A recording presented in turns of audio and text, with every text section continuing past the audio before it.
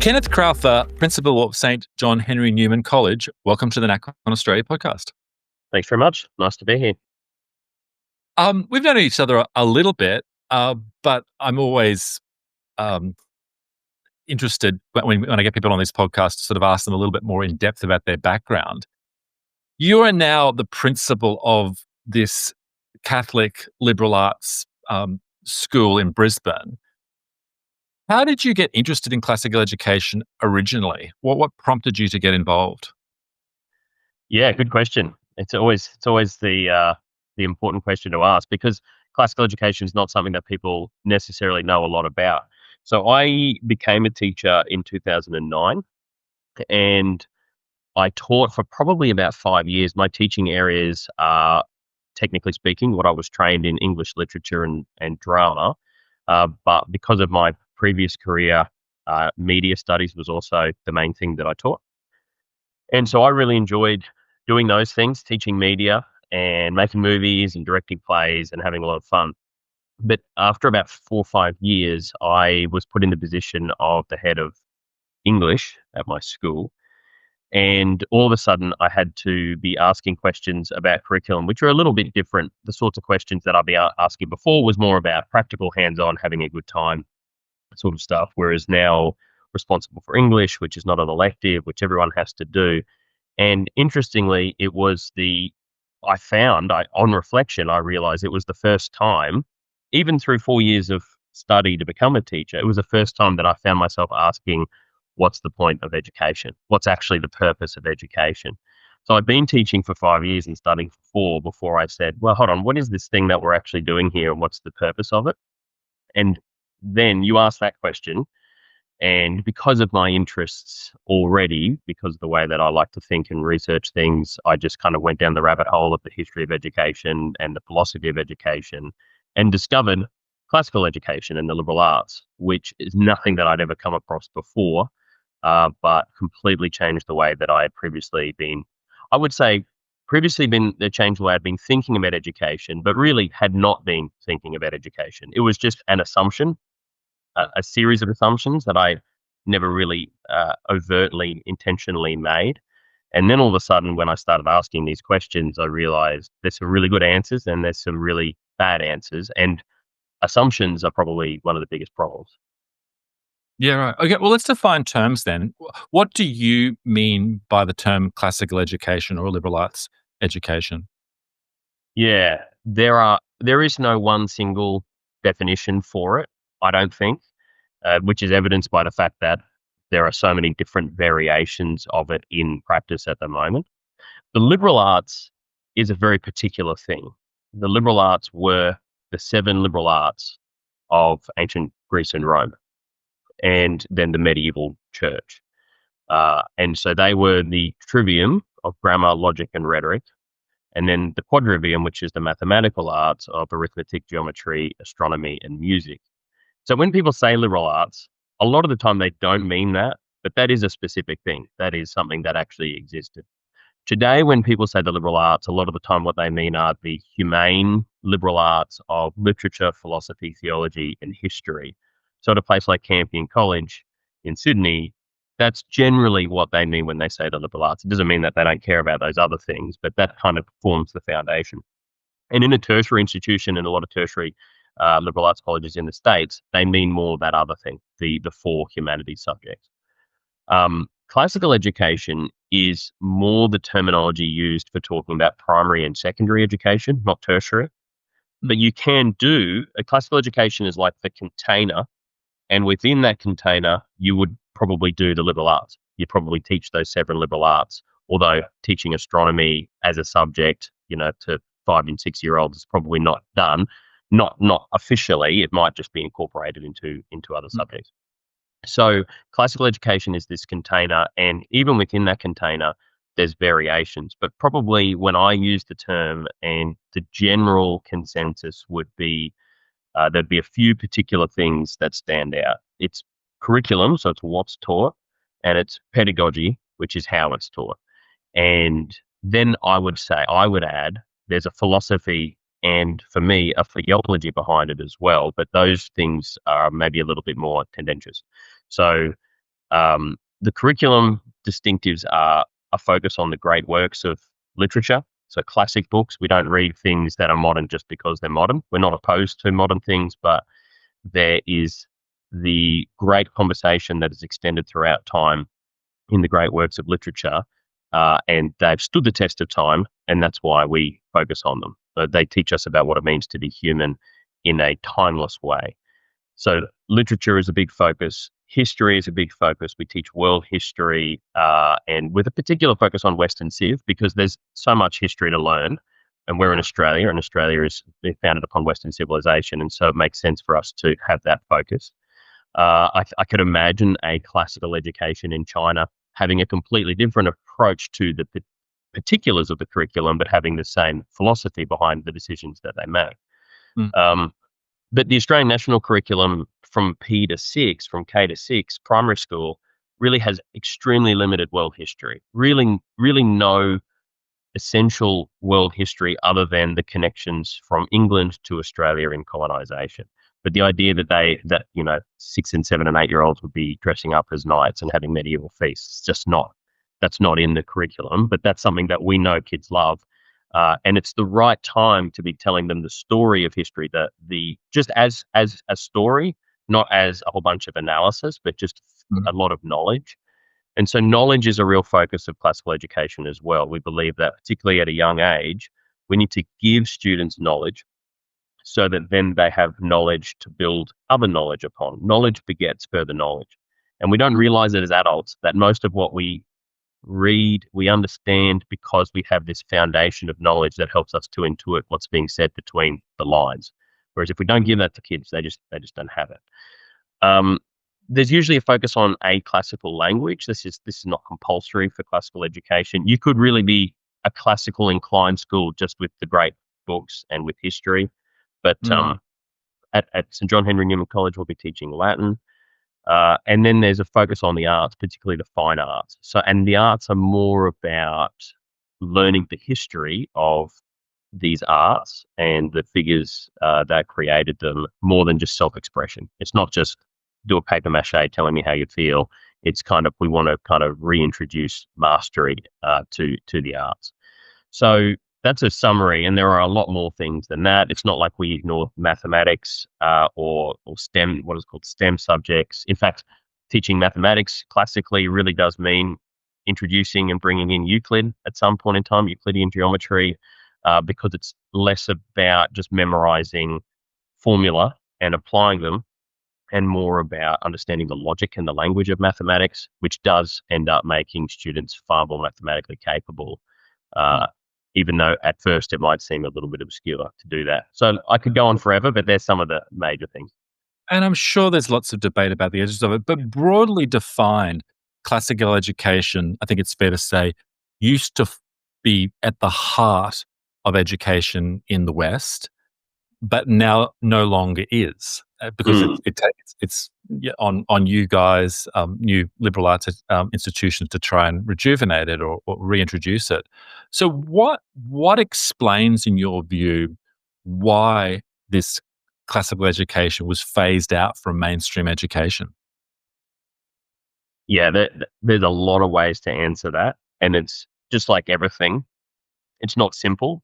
I mean, I could simply point to the Prussian model of education brought to America by Horace Mann in the 1830s and say that this industrialized, sitting everybody in straight desks looking at the front, and it's all about forming citizens to do as they're told, and to pass on a national identity, which that second half in and of itself is not a bad thing. I think it's a natural thing to happen in education. And even if you think it's not happening, it's still happening. Even if you're trying to avoid it, it's happening anyway. There's no such thing as value neutral education. I believe that, even though there's quite a bit of disagreement about that. But so you could point to something like that, and then you could point to maybe John Dewey in the early 1900s, who had a huge impact on, and again, I'm focusing on American education, but these trends were global across the West, who rejected that and was at first maybe seen to be moving more in a classical space. But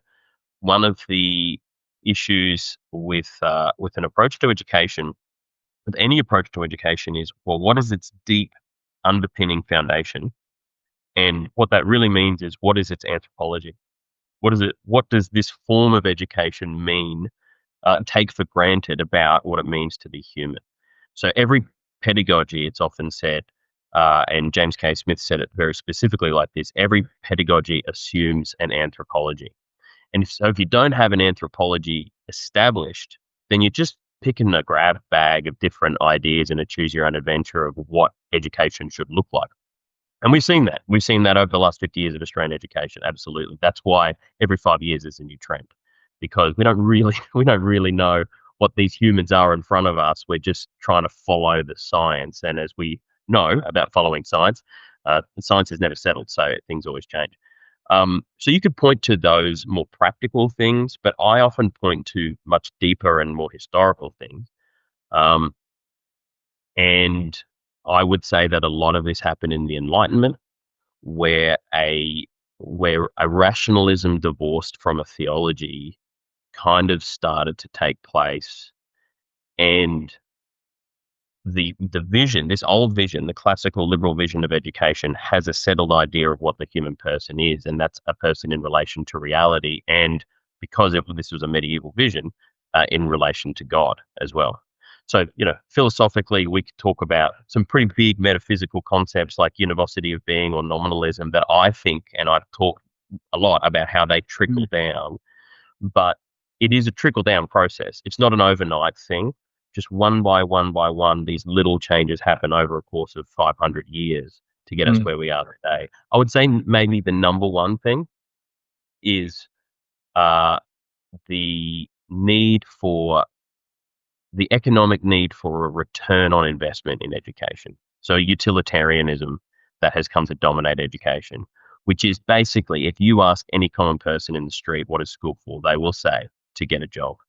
Now, they might say to be prepared for life, but ultimately, because we actually think, generally speaking, that life is primarily about working, what they really end up still meaning is to get a job. And the reason that people spend millions, or over the course of 13 years, millions of dollars on education for their kids is a lot of the time because they want a return on that investment for their kid, not for them, obviously, but for their child, to get a good job, to get into the right university, to make a lot of money. And so you can see deep down, hidden within there's an anthropology there, and there's an intention about what the purpose of life is, even though it's just an assumption that's never spoken about. So look, that's not a great, clear answer to your question, but I do think it's just a series of iterative kind of accretions over time. Essentially, to summarize, what you're saying is that there's been sort of different philosophical changes in the approaches to education, which have, over time, made people think that passing on this classical way of being, of learning, is no longer as useful or as commercially rewarding, and that people have emphasized that above other things, and also, I guess, isn't backed by scientific understanding about the new modern world in which we live with. That's like John Dewey sort of approach, right? Yeah. But can I add one other point? Because there's certainly been ideological changes in places like China and India over the last 100 years. They haven't been immune from these sort of waves of different modern ideologies. And yet I'm struck that in China, I don't think you have any trouble convincing students, teachers, CEOs about the value of classical Chinese literature, which is broadly analogous to Greek and Latin in the West, or in India, that the value of, say, Sanskrit, and people would they wouldn't know it a lot, but they'd know a little bit over time. So why in particular do you think in the West we are so hostile to the passing of this, the roots of our civilization? Yeah. I mean, John Henry Newman actually responded quite a bit in his idea of university to John Locke and John Locke's ideas about usefulness. I mean, he really said we don't need to teach kids Latin because it's not useful, and education should be predicated upon what's going to be useful for the child. And so you do have this usefulness angle that came in early. Now, would Locke have been saying we don't care about Western civilization? No, but you can see how one idea that seemed like a good idea had these flow-on effects later on. And so when you combine that desire for usefulness with the other thing that's happened, well, there's multiple things, but one of the other thing that's happened, which is that we're a post, I mean, a lot of people say this, and I think it's probably accurate, we're a post-Christian society, and Western civilization was built upon the medieval church. And so if we do away with that part as well, what we have ended up doing is rejecting a lot of our heritage. And so it's not just that Latin is unuseful, but it's also kind of distasteful because it harkens back to this time in the past that we all want to say was the Dark Ages and that we've absolutely moved past. And I'm not saying that it was all, cheery, but the idea that we haven't got this great heritage and that we should kind of reinvent everything anew. I mean, I think if you look around at the West, Australia and the States, actually, Australia and the States are very different educationally, so I shouldn't compare them. So we'll just say Australia. I think we have exactly the education system that you would imagine, all other things taken for what they are. The education system that we have makes perfect sense considering the broader state of Australia and the way that it sees itself and the way that it sees its history and the way that it sees Western Civ. I mean, there is no settled idea about whether or not we should remain a monarchy or become a republic and kind of draw this historical line in the sand and say we don't need the past anymore. But that is, generally speaking, the way that people think about history. And so it's this weird combination of utilitarianism or the desire for usefulness plus a absolute disregard for the past. And not just because it's unuseful, but because it's kind of distasteful to a lot of people. Whereas I think if people actually learn about it, they realize, sure, there was good stuff and there was bad stuff. And we do need to know that. Otherwise, we're going to repeat those mistakes.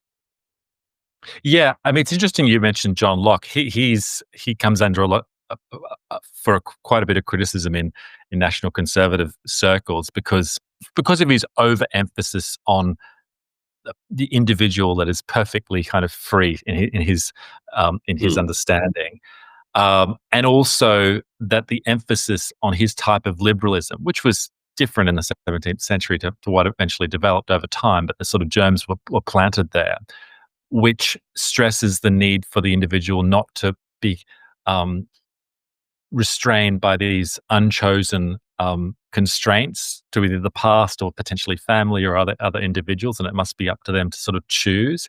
And so if you adopt that kind of thinking, why do you have this obligation to pass on this past knowledge that other people studied to the next generation? Because it's hard, and is it maybe I'd prefer to do other things.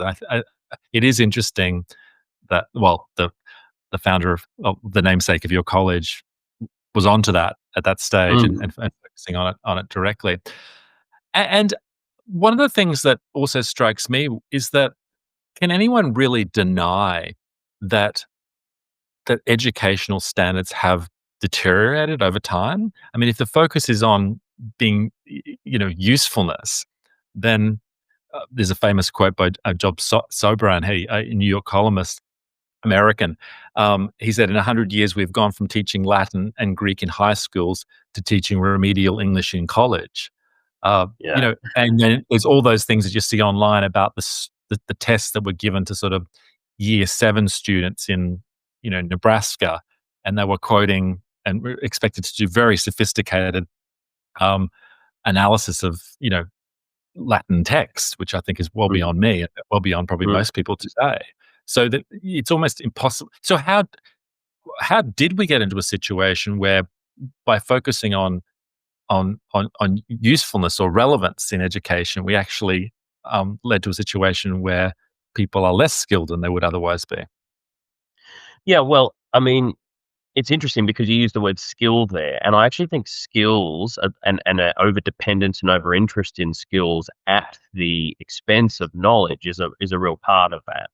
And so the question that I always faced as a teacher, I'm an English lit teacher, my PhD's in Shakespeare, and so I face this not only from students but from pretty much everyone, which is, well, what's the point of that? And from students, when I'm teaching them Shakespeare, it's when am I going to use this?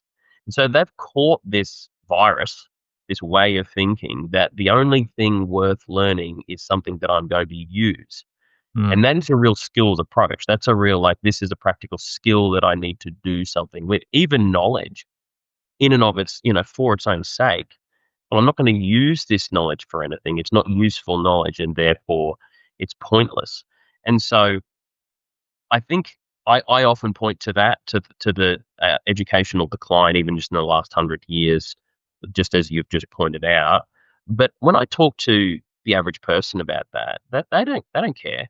They don't care about that. That's not concerning to them because they would go back and say, well, we don't need to know those things. And so you might call that an educational decline, but I would call it we're giving kids more time to do things that they enjoy, or we're just letting them focus on the skills that they want to learn for their particular job because there's no need for those things. So even though I think there is a marked decline, it's not a decline that people care about. People at the end of the day, unless individual people and a society has a shared understanding of anthropology, of what it means to be human, and I would even say, personally, I would go beyond that and say some sort of grander purpose and meaning in life, then they're not going to have a real good understanding of what the purpose of school is, because the purpose of education is not it doesn't finish just because we finish grade 12. It's for some greater end. It's Aristotelian teleology. It's like, what is the final end of man? Happiness. And so education should be about helping a person to be virtuous, because virtue is going to lead to happiness. And not just basic pleasure, hedonistic happiness, eudaimonia, something far more kind of deep than that. mm. And however, we don't have a good understanding of what that means. And so basic pleasure, hedonism is as far as we need to go. And you just don't need to know a whole bunch of things in order to get that very, very simple level of hedonistic pleasure. And I'd say the other thing is, I mean, everyone gets told by the government, number one, that your kids have to go to school. Number two, school's free if you go to send it to a state school. And so we are just constantly, um, this is sounds negative, but I'm just painting it in a negative light to make the point. Just palming our kids off to the state to, and the state really just wants an economic return, right? Like they just need their taxpayers for the future, and I can't blame them for that. That makes perfect sense. Like that's the system. But parents and society as a whole haven't, for a long time, had to think deeply about what it means to educate. If everyone had to homeschool their kids for 2 years, I think immediately people would start asking questions that they've never had to ask before. Well, they did during COVID in the Yeah. US famously. I think that did prompt a lot of people to go to re-examine the curriculum and also Right. think maybe they could do it better.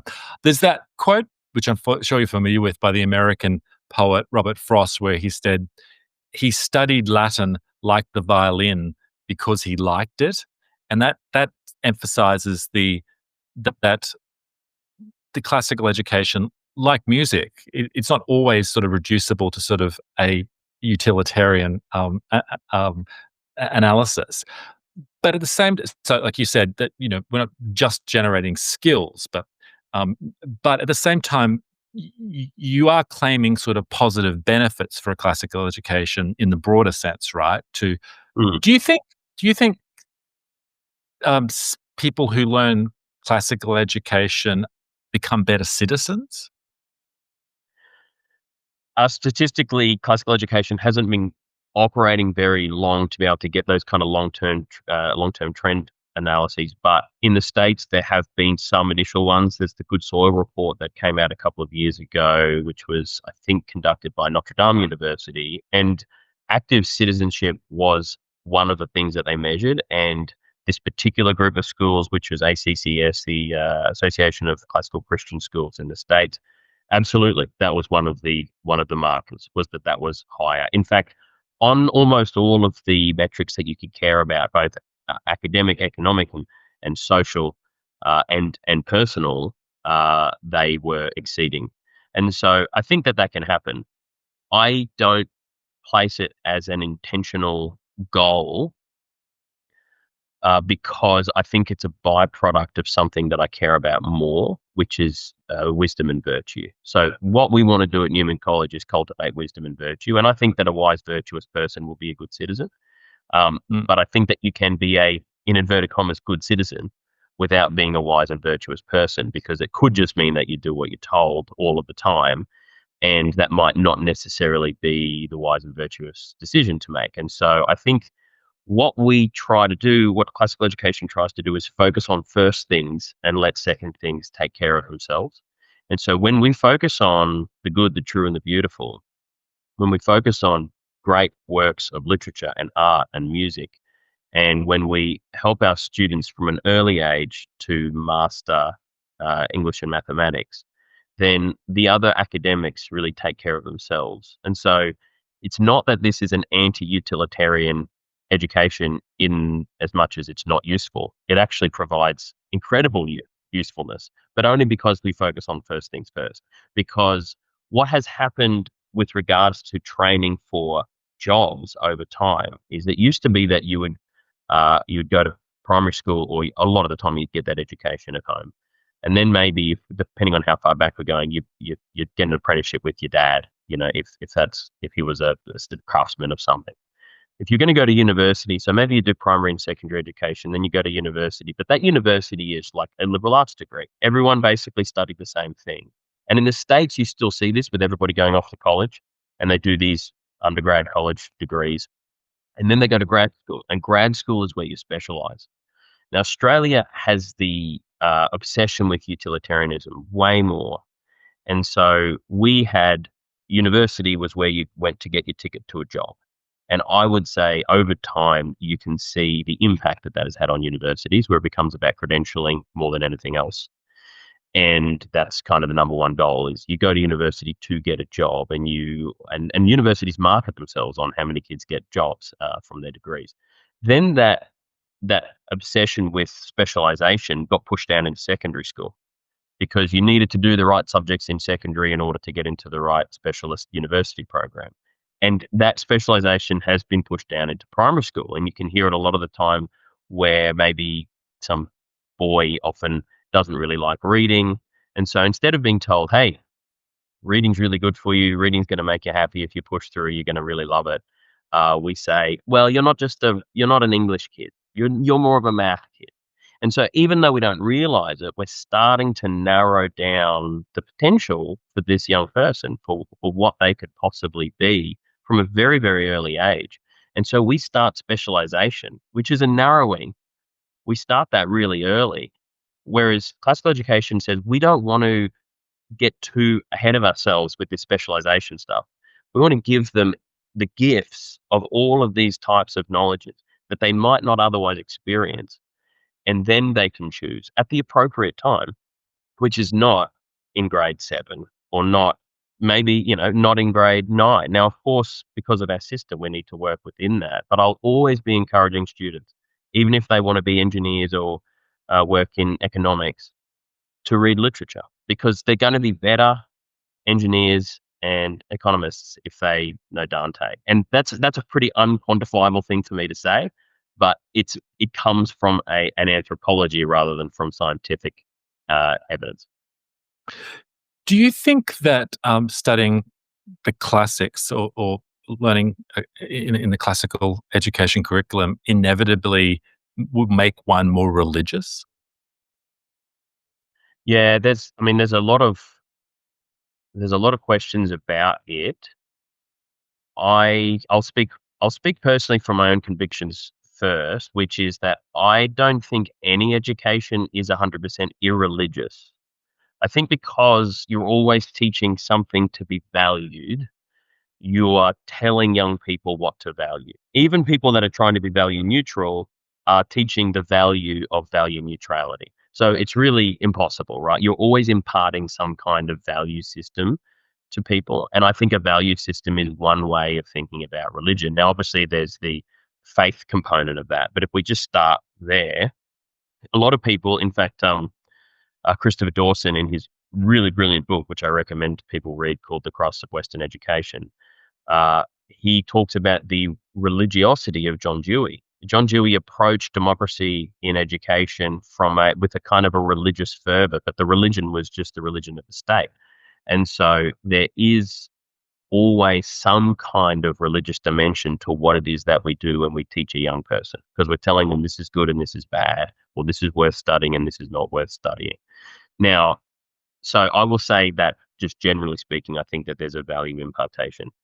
I don't think necessarily it needs to be religious, but my personal conviction is that it only reaches its full potential when it is. This is the heritage of the Catholic Church. Liberal arts and classical education was really the form of education that was formalized through medieval Catholicism. In the States, interestingly, the classical renewal has happened primarily through Protestants, through Reformed Protestants who focus more on the Greek and Roman elements than the medieval church elements. But I would argue that I think really you can't escape Catholicism through it all. And if you're going to teach classical education, you're going to be teaching Dante, and you have to do something with that. Obviously, you can just teach it as literature and say that he was wrong about a bunch of stuff, but that's by the by. I always want to try to say it doesn't have to be religious, because I never want to prevent someone from engaging in it if they're worried about, becoming converted by something. And I think that classical education is still a really valuable approach to education in a completely secular way. So look, if state schools adopted 50% of what it means to be classical and started teaching great literature and Latin and philosophy and logic, that'd be brilliant, right? There's no one should say that would be a bad thing. So I think you can go to a certain point, but theology was often thought of as the queen of the sciences. And St. John Henry Newman talked about theology basically gives us the container for why and how and whether we do everything else. It's the end of all of our studies. And so I think you can go so far, but you'll end up asking yourself some pretty big questions. I mean, you can't read Socrates or Plato and Aristotle. Obviously, Socrates didn't write, but you can't read them and not ask big questions. And today, someone reading Aristotle and hearing about the unmoved mover, that's a theological question as much as it's a philosophical question. So I think it's going to lead in that direction. And if people are nervous about that, well, obviously people can make their own decisions, but I would always hope someone wouldn't not read something just because they're nervous about God coming into the picture at some point. Yeah, I asked that question because there's a quote from British historian G.M. Trevelyan who said, "It is significant of much that in the 17th century members of the Parliament," he's referring to the British Parliament, "quoted the Bible, in the 18th and 19th centuries from the classics, and in the 20th century from nothing at all." It does strike me that in the 18th and 19th century, you did have people like Gibbon and others who were very well versed in classical literature, but were nevertheless, not Christian, or in some cases, anti-Christianity. What explains that? Well, I think it's just that decline that I talked about. I think it's just part of this process of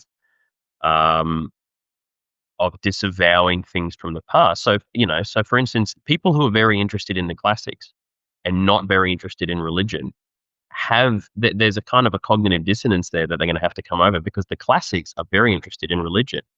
And so to read Milton and to think that you need to know nothing of the Bible, I think that's a bit crazy, right? Like it's not going to make sense. And I would then still say, well, what's the value of it? What's the purpose of it? So I think that's actually a logical step. I think that makes sense. We want to have it. We always want to have it both ways, right? But we want to have all the meaning and the purpose and the value that religion offers, but without any of the demands that religion makes of us. And so I think that's all part of that same process. I still think it's better than nothing, but I do think that a classical education divorced completely from any kind of theological anthropology is always going to devolve into an unclassical education. I think it will always end up getting moved by whatever the zeitgeist is of the time. So the liberal arts schools in the States now, the colleges, they're nothing like a classical liberal arts education because they've all been dominated by 20th and 21st century philosophy, a lot of which is completely opposed to the approach and the anthropology of classical liberal arts. So if it's not anchored, if it's not tethered, if it doesn't have good answers to the metaphysical question of what everything is, to the epistemological question of, well, how do we come to know things and what is truth, to the anthropological question of what is human, and to the ethical question of what is good. If it doesn't have answers to those, then it's just floating freely. It's good. It's a good thing, but it's floating freely and it can go in any direction. Mm. Those involved in the classical education movement, in my survey of it, tend to be those who do have an interest in Christianity. Have you received much support from religious organisations in Australia, broadly speaking? Yeah, in Australia, the classical education kind of movement, as it is broadly speaking a Christian enterprise. There are people who are very interested in it, kind of in that more classical liberalism kind of approach of, well, can we just live in the Enlightenment moment where we take for granted everything that religion brought, but without the burden of the religion? I get that, I understand that, but in general, no, it is generally speaking a Christian enterprise, and not just one denomination. So I've got good friends who are either starting schools or transforming schools, who are Reformed Protestants, who are Russian and Greek Orthodox, and obviously who are Catholic as well. So it's from right across the spectrum. So where exactly does St John Henry Newman College fit in, and what are the kind of broader ambitions of this new primary school? I would say our broad ambition is just to provide a classical education for Catholic families in Brisbane that want it. So before we really did any massive work, we had a survey go out, which was really just spread word of mouth, and we wanted to know if people were interested in it. The classical education movement's been going for 40 years in the States, and now there's thousands of schools, but it's extremely new here. Really just the information started trickling over from the States since maybe about 2010. There were people interested in the Charlotte Mason approach, which is different but is not completely disconnected from classical education in Australia earlier than that. But in general, it's pretty new. And so we, the board, and when the board hired myself, we realized that there was an interest in it. And so we wanted to provide it. And it probably doesn't really go much further than that.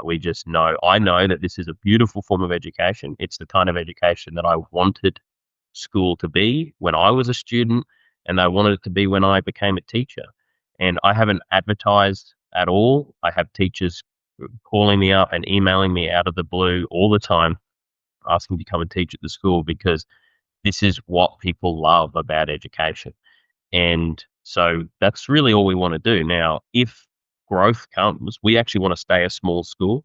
And so if there's so much demand, who knows what we might do in the future. We might start other campuses or whatever, but that's not the goal. Yeah, but I mean, you got to dream big. And in one sense, wouldn't it be something to aim for, to think that maybe in 50 years' time that the classical education would be much more mainstream amongst, not just small schools like Sir John Henry Newman, but others? I was struck the other day when the CEO of New South Wales Catholic Education, Dallas McInerney, said that he did want to get or was considering, introducing liberal education in a much more thorough way into Catholic schools there. Is that realistic? I mean, is that likely to happen in other parts of Australia as well? I think so. I mean, we didn't start Newman College to do this, but it's absolutely the kind of thing that we would love to see, which would be that hopefully we have a lot of success. Hopefully our results are very good, not just academically, but absolutely academically, but also socially. I really hope that the students that we produce have a really great impact in their society, that they're good mothers and fathers, and they raise good families, and that this becomes a vision of education that other people catch, and that hopefully Newman College can be something like a model for that across Australia. Absolutely. I mean, I really respect what Dallas is doing in New South Wales. I think that it's brilliant because I do think in many ways liberal arts has a Catholic heritage, and so there's a heritage there that can be revivified and rediscovered by Catholic schools. Now, the extent to which that can happen is dependent upon a few really key things. One of them is teacher training, because teachers aren't trained to understand or to implement this form of education. Another one of them is the realization that this is not just a technocratic change. This isn't just an approach to some skills or to some knowledge. You can get 60, 70% of the way there and have a great classical curriculum and do some classical pedagogical approaches using, mimetic instruction, Socratic discussion, narration, things like that. But that's not full scope and depth of what a beautiful classical education can be, because that is more about creating an atmosphere and enculturating your teachers. We want teachers to be the kinds of people that are going and reading Dante on the weekend because they themselves love it. We're actually talking about retraining or reforming. Training is the wrong word. Reforming and reshaping people's loves, not just in the students, but for all of us. I didn't get a classical education. So that's why it's a big task. When you say, is it a realistic vision? I think the instrumental change is realistic. I think that's possible to do. But if you don't have teachers buying in, if it just becomes, oh, well, this is just the approach that I have been told that I have to teach, and this is the content that I have to teach, that's good. It's a good change, but it's not going to have the full depth of everything. But I think that can happen over time, because the truth is, if you read these things and if you read the great works of art and literature, they do change you if you let them. And so hopefully it's more than just an approach. Hopefully it's something more deep-seated than that. But it'll take a long time. 50 years is about the right amount of time that you mentioned. Yeah, I'm, as you know, I think a guy who spent a fair amount of time in China and learned Chinese. I'm always a bit sort of snobby about people who claim expertise in China without having learnt the language. Do you think it's possible to to to really say you're classically educated without learning and declining those Latin verbs and maybe a bit of Greek as well? Churchill, who wasn't actually, I believe, that Christian in a classic, Orthodox sense, said that in his education system, I would make them all learn English, and then I would let the clever ones learn Latin as an honor and Greek as a treat. Is it possible to avoid actually learning the languages if you're serious about classical education? I would say not if you're really 100% serious about classical education. However, as we've already discussed, there's a broad scope and way of defining that. And so it's just a degree of how serious you are. Now, in the community, or actually I wouldn't even say this, I'd say what we have put out to the community is that we'll teach Latin. And so we have people opting into that. I think if Dallas or and anyone who had a larger control over school said everyone's teaching Latin, I think that would be disastrous. I don't. People need to be convinced of the value of it first. As to the question of whether or not you can say that you're classically educated without knowing it, I mean, I don't. I'm looking forward to learning with the students because I wasn't classically educated. I think that's just a question of degrees. I never want to make it elitist. I never want to make it sound like it's only, like Winston Churchill said, for the bright kids. It's not. This is everyone's heritage, and these are beautiful stories for everyone, even for people who don't share Western Civ heritage. This is a beautiful patrimony that we should embrace. And if we make it sound like it's just for gifted kids, well, a lot of people are going to miss out. And not only that, it isn't just for gifted kids. There was a time where reading these books was just done by everybody, right? We severely underrate and undervalue what our children are capable of and what we're capable of. The real question a lot of the time is, do we want to do the work, and what do we love?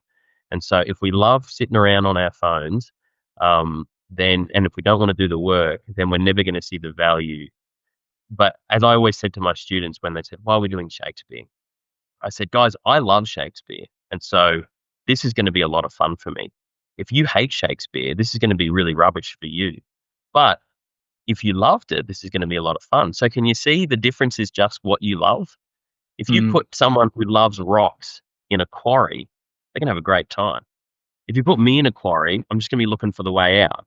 And the difference is just what I love. And so it is possible to love all these good things.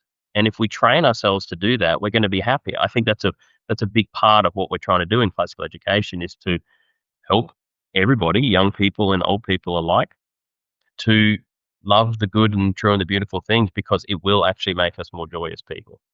Yeah, I mean, you cultivate a love for these type of things. I'm not sure about rocks, but clearly there's and make people appreciate the value that they may not immediately see until they've actually been taught by someone who can bring out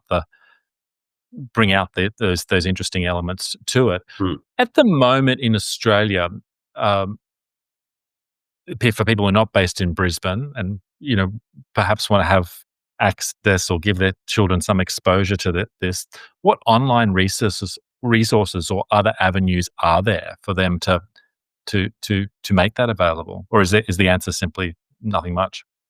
No, there is. I mean, this is actually one of the interesting questions about classical education is that from a purist perspective, an online resource is going to be necessarily curriculum only. It's going to be hard for you to get the kind of pedagogical, the back and forth between the teacher and the student.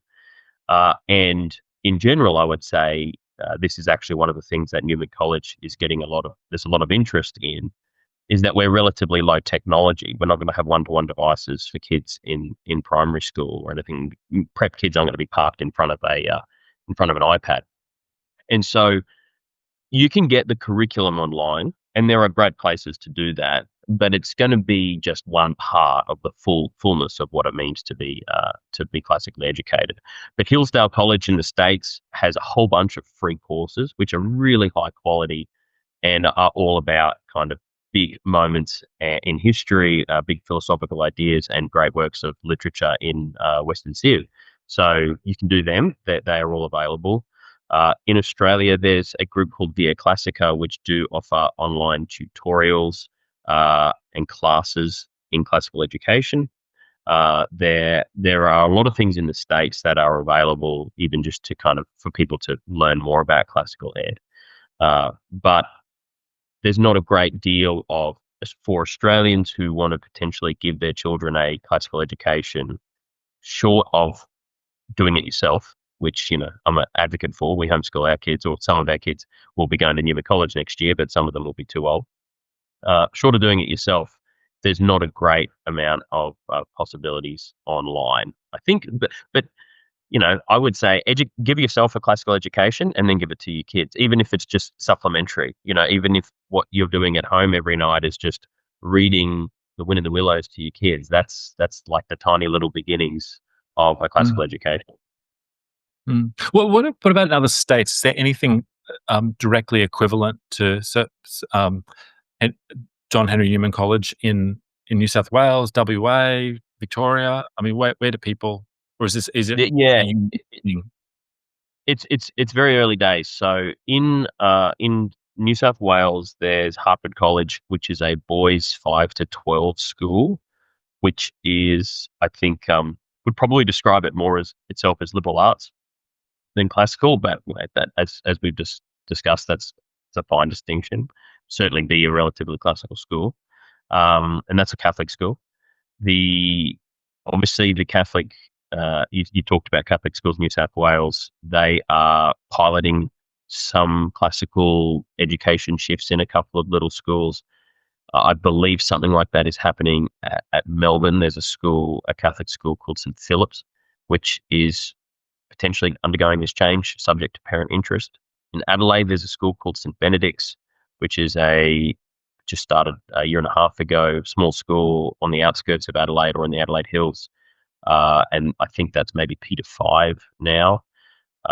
There have been some things kick off in Western Australia. There's what's more like a homeschool co-op model that they can do in Western Australia, but every state has different rules about what's possible with homeschooling. But there's one in Perth called the Classical School, and that's really it for the other states. So it is super early days, but the interest in this is continuing to grow, and I anticipate more and more schools either making the shift, because that's one thing that can happen is that schools can change. My old school in Toowoomba Christian College, it moved in this direction around 2017 and is just continually pushing more to become more and more of a liberal arts school.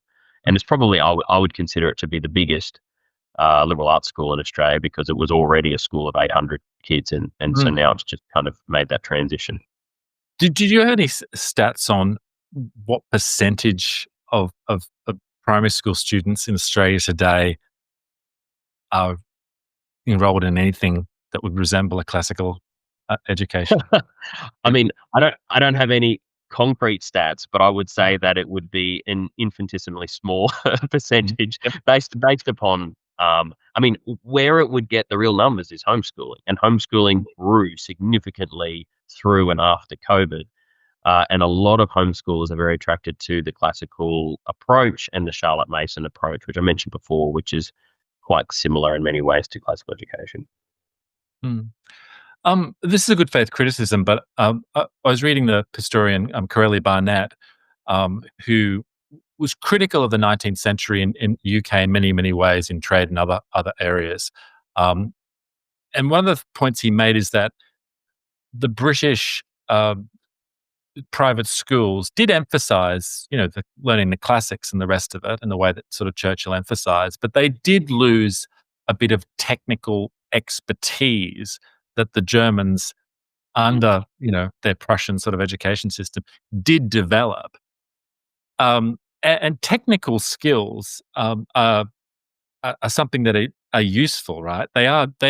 There is something to be said for usefulness and learning skills, and that although they're not the only thing, and they're not the only criteria against which education should be assessed. So, how do you balance that? How do you not become this?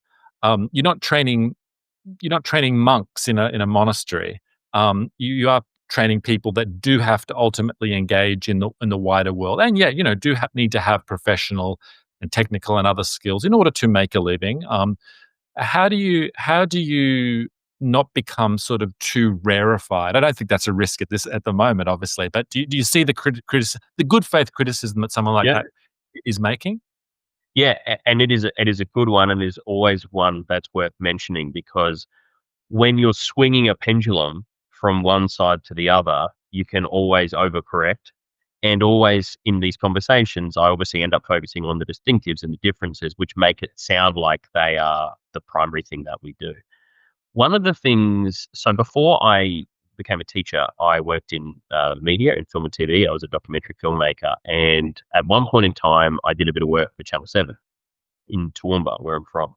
And the guy there, before he hired me, he said, "Hey, have you been to university? Do you have a degree in this?" And I said, "Oh, no, I don't. Sorry." And he goes, "That's okay. I just wanted to make sure that you didn't have one before I gave you the job."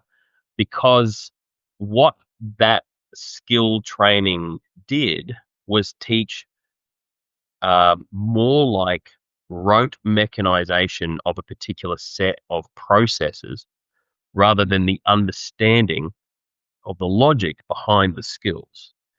And so what passes as technical expertise these days, a lot of the time, is people who have been trained to do a very particular thing, and to just do it one way, and to think one way about it, and to follow the steps.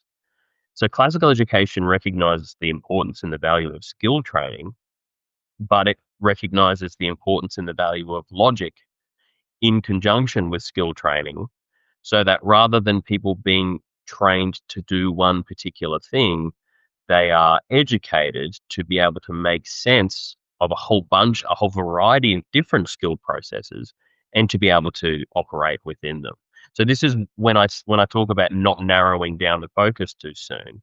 We start very broad, we give students philosophy and logic and reason and Euclidean geometry, because we're teaching them how to see the world creatively rather than teaching them that everything is just a sum of its parts and that there's just a set way of doing everything. So it's not the criticism, I think, would come from an over dependence or an over focus upon the humanities as opposed to potentially science, engineering, mathematics, etc. I think AI is a really good example of this. There are a lot of people right now thinking that they're giving really good technical training to children because AI exists. And so now they're training them. And what are they training them in? Prompt engineering. How to write a good prompt for ChatGPT to get the result that you want. As if ChatGPT isn't going to constantly evolve and we need to evolve with it, number one. And as if, number two, this is definitely, absolutely, no question going to be the skill that is required when these kids graduate in 10 years. I mean, that's just not true. All these people that learnt coding 10, 15 years ago because everyone told them the future was coding and tech are now all of a sudden seeing their potential jobs eroded by ChatGPT, by the thing that now they need to learn how to prompt engineer for. And the other interesting thing is no one ever taught me how to prompt for ChatGPT. It's actually intuitive. No one sat down and told you how to use your iPhone. Technology is increasingly intuitive. What we need is not people to learn how to use this easy to use intuitive technology. We need to teach people how to create that technology. And that requires something far more than just skills. It requires thinking. I mean, it was Steve Jobs that said that it is the marrying of technology and the liberal arts. That is the place that Apple and the iPhone, that's where it was created. It was the nexus of those things. So we don't neglect science, technology, engineering, etc. But we want to help kids to kind of peel back the veneer of, well, this is just obvious and just follow these steps and everything will make sense, to understanding why it makes sense. That's how, I mean, all of our big scientists throughout history were trained classically. Newton was trained classically. He got where he got because he was standing on the shoulders of giants. These days, what passes as technical education is, don't worry about the shoulders of giants, just follow these steps. Well, if the world collapsed, we would not be able to rebuild it the way that, to where it has gotten right now, because we just don't have the people educated to do that. Yeah, I mean, it's easy to point out, as I'm sure you're aware of. Mark Zuckerberg was famously, liked used to quote the Aeneid and was classically trained to his extent. You have J.K. Rowling and Boris Johnson, like him or loathe him, and Chris Martin, the rocker, who are all classically trained. And the irony is that by focusing on relevant skills, you end up teaching skills which aren't actually always relevant, and that it'd be better to focus on the permanent, sort of timeless things which have stood the test of time, regardless of what technological or other changes have swirled around them. Hey, I know because you mentioned that little section on AI that you've spoken a lot more about this, and you've got a podcast which focuses on that topic and many others. If people want to tune in to you and hear much more about classical education than we've just discussed today, how do they do that? And what are the best details for St. John Henry Newman College? Yeah, sure. So the Educating Humans podcast, that's what I co-host with my friend and past student James, who's now a classical teacher himself. So yeah, that's called Educating Humans. That's available everywhere. It's not just about education or classical education. It does end up kind of delving into a whole bunch of philosophy and history and a variety of other things. And so, yeah, that's easy to find. Just search for it on Spotify or what is it called? It's not iTunes anymore, but the Apple podcast. And as far as being able to find me, I'm on LinkedIn. That's probably the best place to find me. And Newman College is easy to find if you just Google St. John Henry Newman College, Brisbane. Awesome. Well, thanks very much, Kenneth. I really appreciated having this one-on-one with you, and we'll catch up again very shortly. All the best for I always have to say this full name, St. John Henry Newman College, and for anyone who wants to send their kids there or is interested, I would recommend checking it out. So thanks again, and look forward to keeping in touch. See you, mate. Thanks, Dan. See ya. Bye. Cool.